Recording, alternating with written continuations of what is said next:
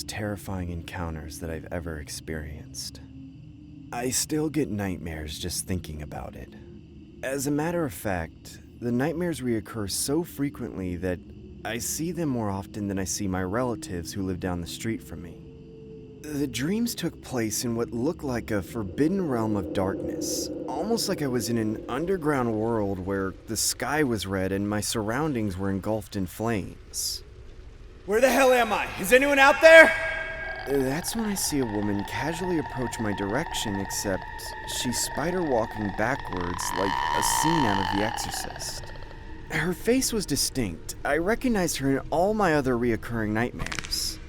I need help. Please help me. How can I help you? Help me. What the hell? I need help. Help me. Help me. Help me. I need help. Why are you just standing there? Help me. It's just a dream. Just a dream. Everything's gonna be okay. It's been about several months since I had these reoccurring nightmares. I realized there was always one common denominator: that woman. Her distinct facial features and horrendous screams for help was always something I couldn't forget, nor ignore, as I knew I would inevitably see her again in my sleep. I coincidentally began experiencing these nightmares when I started working my new job as a cashier clerk at a 7-Eleven gas station. I attributed the nightmares to the lack of sleep I accumulated while working there. I unfortunately worked night shifts at the time, as I couldn't really find a job within my field of study. As much as I didn't enjoy working the graveyard shift, we usually didn't garner as many customers as the day shift would. Maybe just the occasional night owls or creeps that would stop by. Hey kid, can I have $10? Sir, I'm afraid I can't give you that. Kid, I need the money so I can get some of that good. I'll share some with you, okay? Sir, if you aren't going to buy anything, then I'm gonna have to ask you to leave. You smell like the leftover Popeyes that I ate from the dumpster yesterday. Meeting sus customers always left me feeling uneasy for the latter part of my time working there, but for the most part, the shift was pretty chill. I would always procrastinate by watching my favorite YouTube videos to help pass the time. The 7-Eleven was located in a secluded area near a freeway where most travelers going on a road trip would make a pit stop at. So the majority of our customers were either from out of town or just local residents trying to fill up their gas tank. Maybe get a hot cup of coffee on the side. I remember this one particular shift. A vehicle pulled in and parked at one of the gas pumps. I decided to sip on my coffee and hopefully become more attentive for my drowsy state, just in case the customer needed my help. As I was putting my cup of coffee down, I noticed the customer was standing right in front of me without a trace of a sound made. $30 regular for pump 3, please. I honestly thought I was seeing things, as the woman looked so familiar to the point where I completely disregarded her question. I'm sorry, do I know you from somewhere?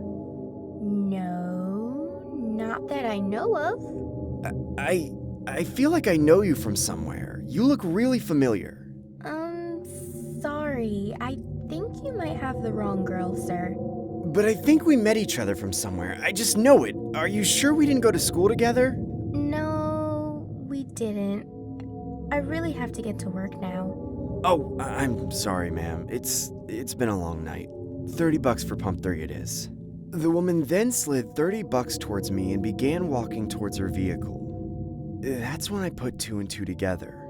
I recognized the woman as she looked like a potential culprit for the sadistic nightmares I've been having. As the woman began pumping gas outside, I could see she was making direct eye contact with me.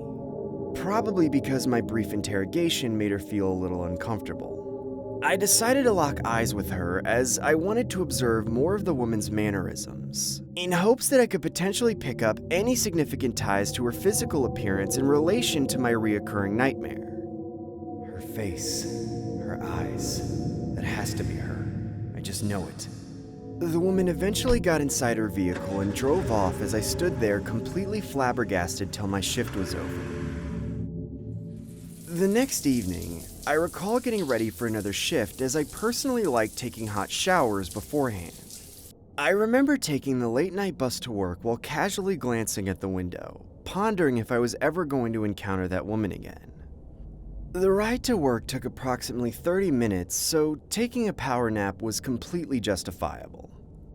I would always find myself seated at the back of the bus as I personally like napping without having the awkward feeling of being watched. I remember closing my eyes and slowly lulling myself into a deep sleep, hoping to make up for all the tireless mileage of work I had been through during that week. As I began to slowly drift off, I recall opening my eyes and still being inside the bus, except everything was in an alternate red world. I can see all the passengers looking at me, except they all looked expired, like they'd been rotting on the bus for months. Hey, bus driver, can you stop the bus? This bus doesn't make any stops. This is just a one-way detour, kid.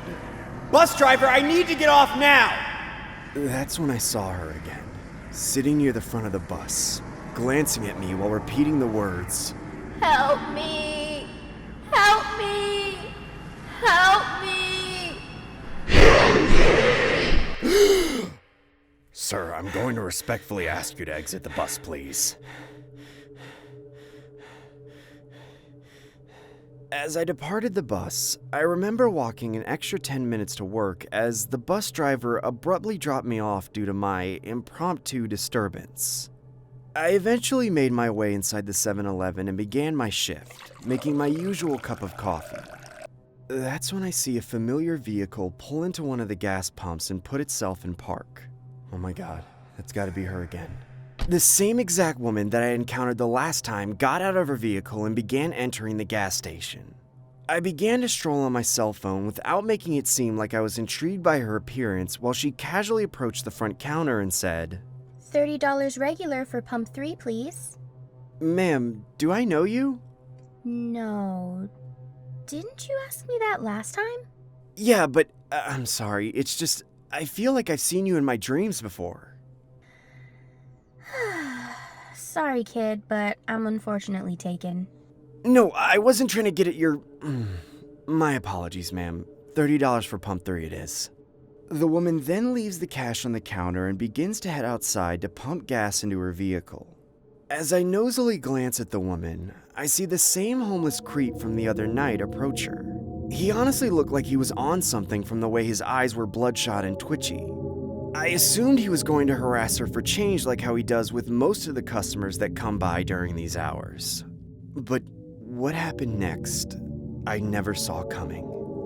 The man yanked the gas pump from out of the woman's vehicle and sprayed her with gasoline while she yelled out in agony from the toxic fluid seeping into her skin and eyeballs. I quickly called for law enforcement while running towards the aid of the woman. But I stopped dead in my tracks as the homeless man lit the woman on fire. I need help! I need help! Why are you just standing there? Help me!